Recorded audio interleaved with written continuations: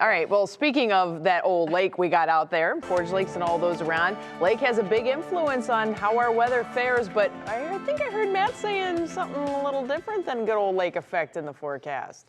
Wait, that's true. Yeah, but we saw the effect of the lake yesterday. Yes, we did. With the cold temperatures right off the lake, and then 6 miles inland, it was 25 degrees warmer. And if you were driving, just real quick, if you were driving along the shoreway, it went from 60 downtown to 39, back to 60 again, and the windows steamed up in the car. It was insane. Crazy. It was crazy. Anyway. I was going to go with something off of the polar bear plunge, but I'm instead going to go back to the special teams coach. Okay.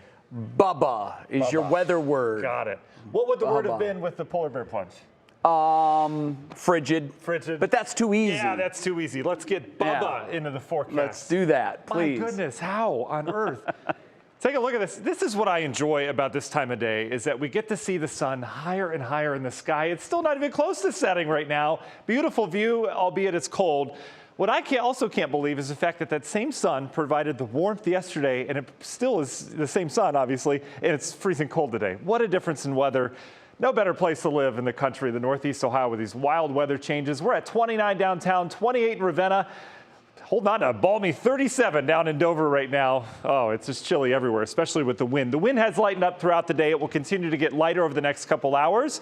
But versus 24 hours ago, these are the 24-hour temperature changes. We're down some 30, even 40 at times earlier today. 36 degrees colder right now than it was yesterday when we were talking in the Akron-Canton area. Bigger picture, we're tapping into northerly air coming right out of areas in the North Pole is actually where you can originate this from. It kicked off a little bit of lake effect snow. We saw a band go through this morning, kind of holding to some of that lake snow out in areas of Lake and Ashtabula County this afternoon. Minor accumulations, a lot of that melted off with a strong sun angle this time of year. But look at the cold. I mean, this is cold even by northern Midwest standards. We're at 11 Minneapolis, 2 in Pierre, and the cold air starting to get down in areas like Nashville and Little Rock as well, where they were in the 80s yesterday.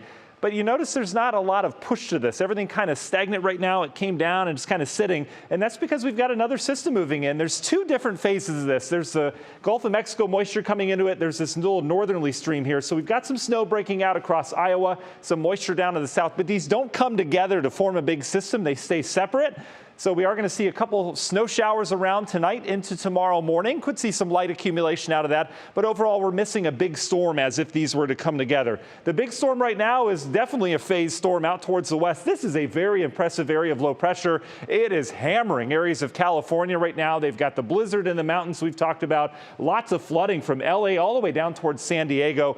This is a big doozy storm even for California standards. We'll get that on Monday. Let's take you through the weekend with your National Zymark hour-by-hour forecast. You know, if you're basking in the warmth yesterday and you're looking at the cold tomorrow morning, you'll say, but Bubba, it was so much warmer yesterday. I don't know if that counts, but we've got a little bit of snow heading around, and we will start to warm up this weekend after that morning cloud snow mix kind of clears on out of here. Should bring back sunshine tomorrow afternoon. We're back into the 40s, so that'll feel nice, especially with the sunshine. As we look forward to our second weekend day, Sunday, we'll have just a couple passing high clouds. Otherwise, lots of sunshine, even warmer, up near 50. That's going to feel real nice. So beautiful weekend out ahead of us. Let's talk that storm system next week. Wind and rain on Monday. We continue to highlight that. Maybe a little bit of snow on the backside. Doesn't look like much. But later next week, remember I talked about the phasing of those two systems? The Euro now takes that bigger storm next week, and it doesn't phase it. So there's no big low that comes over us. But the GFS is much different. Take a look at this. Same system, different result. Big old snowstorm next Friday, says the GFS. We've got time to watch this, but it's just interesting how the models have different solutions. Union Hill Mortgage 7-day forecasts up to 57 with the rain and wind on Monday, cooler on Tuesday, and then we do it all over again, a climb and a fall later next week with more rain on the way. Guys.